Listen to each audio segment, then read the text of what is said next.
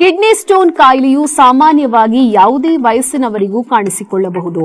Kidney stone ಹೇಗೆ ಉಂಟಾಗುತ್ತದೆ ಅಂದ್ರೆ ನಾವು ಕುಡಿಯುವ ನೀರು ಮತ್ತು ಆಹಾರದಲ್ಲಿ ಖನಿಜಗಳು ಮತ್ತು ಲವಣಗಳು ಇರುತ್ತವೆ. ಇವುಗಳೆಲ್ಲ ಒಂದು ಕಡೆ ಶೇಖರಣೆಯಾಗಿ ಘನರೂಪ ತಾಳುತ್ತವೆ.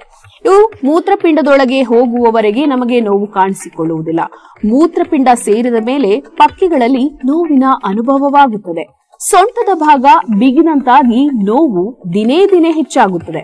ಮೂತ್ರದಲ್ಲಿ ಉರಿ ಕಾಣಿಸಿಕೊಳ್ಳುತ್ತದೆ. ಮೂತ್ರದ ಬಣ್ಣ ಬದಲಾಗುತ್ತದೆ. ಆಗಾಗ ಮೂತ್ರ ವಿಸರ್ಜನೆ ಮಾಡಬೇಕೆಂದು ಅನಿಸುತ್ತದೆ. ಕೆಲವು ವೇಳೆ ಮೂತ್ರದ ಜೊತೆಗೆ ರಕ್ತಸ್ರಾವವೂ ಆಗುತ್ತದೆ. ಇಂತಹ ಅನುಭವಗಳು ಕಾಣಿಸಿಕೊಂಡಲ್ಲಿ ಕಿಡ್ನಿ ಸ್ಟೋನ್ ಆಗಿದೆ ಎಂದು ತೀರ್ಮಾನಿಸಲಾಗುವುದು. ಕೆಲವೊಮ್ಮೆ ಮೂತ್ರ ವಿಸರ್ಜನೆ ನಿಂತು ಹೋಗುವ ಸಂಭವವೂ ಬರಬಹುದು.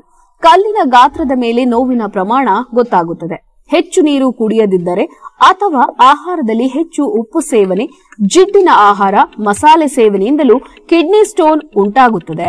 ತುಳಸಿ ಸೇವನೆ, ಸೇಬು ಹಾಗೂ ದ್ರಾಕ್ಷಿ ಸೇವನೆ ಉತ್ತಮವಾಗಿರುತ್ತದೆ. ಕಿಡ್ನಿ ಸ್ಟೋನ್ ಆದವರು ಹೆಚ್ಚು ನೀರನ್ನ ಕುಡಿಯಬೇಕು. ದಿನಕ್ಕೆ 4 ರಿಂದ 5 ತೊಟ್ಟು ನಿಂಬೆರಸ ಸೇರಿಸಿ ಕುಡಿಯಬಹುದು. ತುಳಸಿಯನ್ನು ಸಹ ಸೇರಿಸಬಹುದು.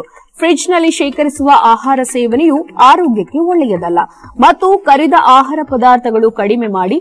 ನಮ್ಮ ಸಿದ್ದಲಿಂಗೇಶ್ವರ ಆರೋಗ್ಯಧಾಮದ ಔಷಧಿಗಳು ಕಿಡ್ನಿ ಸ್ಟೋನ್ ಸಮಸ್ಯೆಯನ್ನು ಗುಣ ಮಾಡುತ್ತವೆ. ಯೂರೋಸುಧಾ ಔಷಧಿ ಕೆಲವು ದಿನಗಳಲ್ಲಿ ಕಲ್ಲುಗಳನ್ನು ಕರಗಿಸಿ ಕಿಡ್ನಿ ಸ್ಟೋನ್ಗೆ ಪೂರ್ಣ ವಿರಾಮ ಕೊಡುತ್ತದೆ.